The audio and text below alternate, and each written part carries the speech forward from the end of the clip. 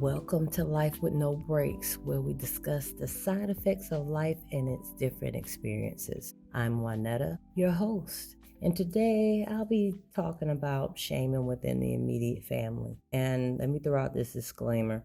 This topic may be intense for some listeners with shaming and identity issues due to family. May you find peace, a therapist, and a clear conscience within yourself. Listener discretion is advised. Let's get started. But before I dive into this topic, I wanted to take a couple of minutes to express how grateful I am for the growth of listeners that I have. Last week, when I put out episode 5, I noticed that my listeners have grown from 10 at the start to now 206. Now, this may not be a milestone for some of y'all, but for me, it's amazing. I'm a naturally shy person who always second guesses myself constantly, So I thank every one of you for listening to me, and I mean that from the bottom of my heart. I'm getting better at this podcasting thing, and I'm trying to expand my knowledge and add in things to be able to give each episode not just its unique side of things, but also I want somebody to be able to take in some of this information and possibly use it for their good. But anyway, I thank you for listening. Now, back to the shout. And again, I have to state this disclaimer. This subject may be intense for some listeners with shaming and identity issues due to family. Listener discretion is advised.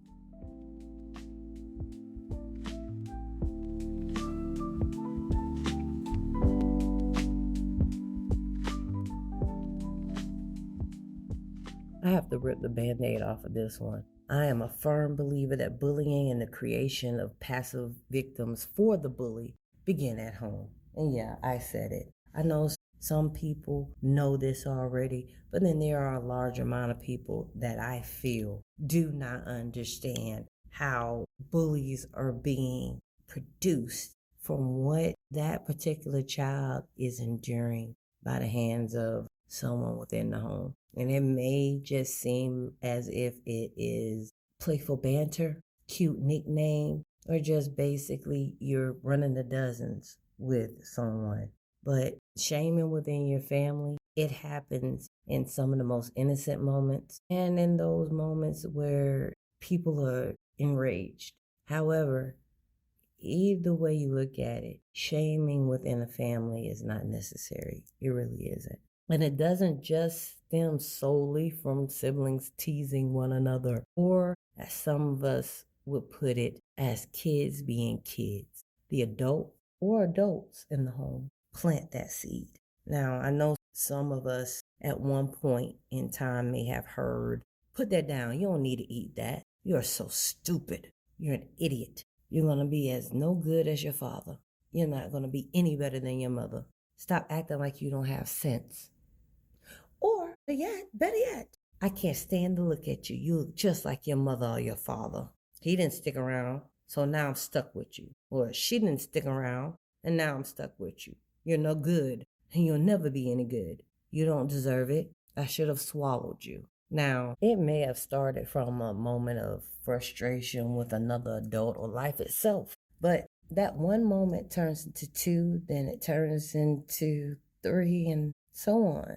And before you know it, you as the parent or caregiver have consistently spoken shame on an innocent child. And from that shame, a change will come. Now, in the Oxford Dictionary, the definition of shame is a painful feeling of humiliation or distress caused by the consciousness of wrong or foolish behavior. Our words as adults to our children are the seeds needed to either uplift them to do better than us or to create an impoverished mindset. When those words or phrases are repeated consistently, the victim is born. Now, I understand that words we use are meant to convey a message. However, what is the intent behind the message? Is it constructive criticism or is it truly shaming? I read an article titled Bullying Within the Home Hurts Children with Obesity, posted on January 3rd, 2024 on psychologytoday.com. It was written by Joanne Stevelos, MS, MPH, and she dedicated her life to service and studying programs that respond to the youth suicide, bullying, and obesity epidemics. In the article, she outlines the difference between constructive criticism and shaming. In the article, she states that your words are offering constructive criticism if you are choosing words that acknowledge your child's feelings. 2, if your goal is to educate your child, your intention is to teach. And 3, you're criticizing a behavior, not your child. You're doing so calmly with kindness and intending to educate and help your child. Now, your words may be shame-based if 1, you are commenting on something a child cannot change, such as their size, body shape, eye color, height, weight, and personality type. You know, those people who are shy, sensitive, as you may call them, bold, brave, and any other personalities that are out there. 2, you are commenting on things that are part of a child's identity, such as clothing, hairstyles, makeup, and accessories. And 3, you're addressing a child's behavior publicly rather than in private. Oh my gosh. How many of us parents are guilty of that? I know I am. I'm guilty of that one, for sure. Now, I know that shaming in some parts is not meant to be intentional. I get that. But we have to be mindful of what it is that we choose to say to our children. We just can't be out here making light of how a child feels if a child comes to us after we've shamed them and ask us to stop. We can't get in our feelings and try to make them feel even worse than what we've already made them feel. We have to learn how to respect it. But there are kids who turn into the school bully that's not being listened to, that's being shamed, that's being mistreated behind closed doors. And the only way that they can be able to take out that anger and frustration is by putting it off on another unexpected child. And then that child could possibly become a bully, or because this child is a victim of a bully, could do something far worse. And that's the reason why I wanted to talk about this particular subject, because I'm seeing too many adults who freely have no problem with calling a kid fat, stupid, talk about the way that they dress, what they eat, just basically putting a child down. Now, in my eyes, if an adult has a problem with a child's weight, instead of speaking to that child, maybe speak with the child's parents. Get a better understanding of what's going on versus going to the child directly or indirectly to make them feel some type of way because you have something to say about their weight. I'm just saying, these things have to stop, because we as adults, we need to be careful of what it is that we're saying. I remember when my 15-year-old was a baby, that whenever he would cry, he would sound like a kitten to me. And I would call him the pet name Kitty. Anytime he would cry, I would be like, "Here I come, my kitty, here I come." And the older that he got, he still sounded like a little kitten crying, and I would still call him Kitty. Well, when he made the decision that he wanted to play Pee-wee football, I allowed him to do that. I remember one day after practice, he came running to me, and he was excited about the play that he made, how he felt like he was going to do good during that Saturday's game, and I was very excited for him. My baby was the shortest one on the field at that time, so I was just so excited that he was interested in playing football or any sport at that point. And I'm like, "Oh, I'm so proud of you, Kitty." And I remember an adult said, "Man, don't let your mama call you Kitty. That's gay." I looked at that person, and then I looked at my son, and I put my son in the vehicle, and I just looked at that person, and I got in the vehicle and I drove away. From that point, my son started asking me not to call him Kitty. And in the beginning, I would ask him, "Well, why can't I call you Kitty anymore?" And he said, "Because, Mom, that's gay." Okay, all right. Well, I didn't know that Kitty was that, but you do know kittens are boys and girls. They're just babies, right? Yeah, Ma, I know, but, they think it's gay. And I asked him, who was they? He just looked down and started shuffling his feet. And I said, okay, baby, I won't call you Kitty anymore. But we need to come up with a new nickname for you. So let's throw some things around because I just can't call you by your government name. So we ended up finding a suitable nickname for him. But I say that to say this, even terms of endearment can be twisted around and made for a child to feel shame. And using a term of endearment to be able to bully someone into submission or into the manly way of thinking, to me, is shameful. Because, in my opinion, there is no manual that's out there to tell you as a man who you're supposed to be. There's no manual out there for a woman that tells you who you're supposed to be. I understand that from a religious standpoint, we have all of these religious texts that tell us what we should and should not do as men and women.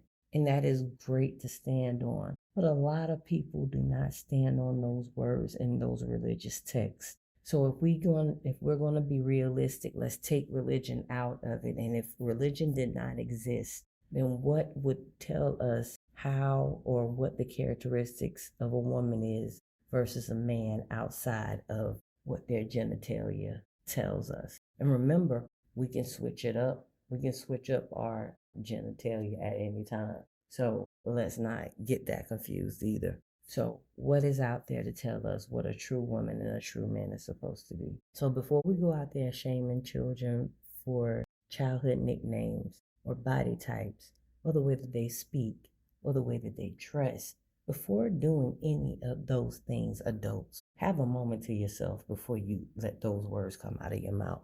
Because you do not understand what you are doing or what you're going to put into this child's head. It takes a while to be able to rebuild a child's confidence when an adult strikes it down. I've been there picking up the pieces and advocating for a child when another adult has decided that they want to be able to say something that should not have came out of their mouth towards any child. With that being said, I advocate for the ending of bullying within the family, in school, in every fabric of our society. I advocate for that thing to end because bullying has no place in our world. I understand if constructive criticism has to come into play. I get that 100% because sometimes we need guidance. And it does not mean to shame a person. You're literally teaching this person what they should do instead of what they are doing. Teaching them how to eat better versus criticizing them about what they are eating. If you are someone you know is being bullied, there are things you can do to keep yourself and others safe from bullying. There's a website, stopbullying.gov. On that website, I found some helpful information that I want to pass along. If there has been a crime or someone is at risk of harm, call 911. If someone is feeling hopeless, helpless, and thinking of suicide, to talk to someone, call or text 988, which is the National Suicide Prevention Lifeline. If you're a Spanish speaker, you can dial 988 and press 2.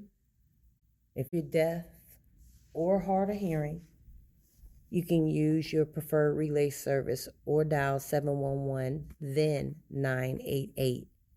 If you're a veteran, dial 988, then press 1. Or you can text 838 255. And this is free and confidential, and it's available to you 24 hours a day, 7 days a week. Now, if someone is acting differently than normal, such as always seeming sad or anxious, struggling to complete tasks, or not being able to care for themselves, find a local counselor or other mental health services for yourself or for the person that you care about. If you're being bullied in school, secondary and post-secondary, contact the teacher, the school counselor, the school principal, the school superintendent, and the State Department of Education. If your teacher's not helping, go to the school counselor or go to the teacher and the school counselor. And if you're not getting the help that you need out of those two, go to the school principal. If the school principal isn't helping, go to the school superintendent. And if the superintendent is not helping, take it all the way to the State Department of Education. If the school is not adequately addressing harassment based on race, color, national origin, sex, that's including sexual orientation and gender identity, disability, or religion, you make sure that you contact that school superintendent, the State Department of Education, the U.S. Department of Education, and the U.S. Department of Justice, their Civil Rights Division. I also found another crisis line, which is called Crisis Text Line, and they can be found on crisistextline.org. And they offer free, confidential, 24/7 support at your fingertips. Text HOME for home to 741-741 to connect with a volunteer crisis counselor. All of that information I was able to find online at crisistextline.org, as well as stopbullying.gov. I hope and pray that if any type of shaming is going on, any type of bullying, anything that is causing you mental anguish, I hope and pray that you seek help. Don't allow your light to be dimmed because of someone else's opinions. Don't allow your light to be dimmed because of someone else's words. Don't allow those words to penetrate your soul. We all have been given the right to live. Don't let someone make you feel as if you have to choose not to be here. Get the help that you need. I pray that you get the help that you need, as well as the love that you want and so desperately deserve. And that's it. This topic was a hard one, but this is something that was much needed. Thank you for listening, and until next time, have a good one.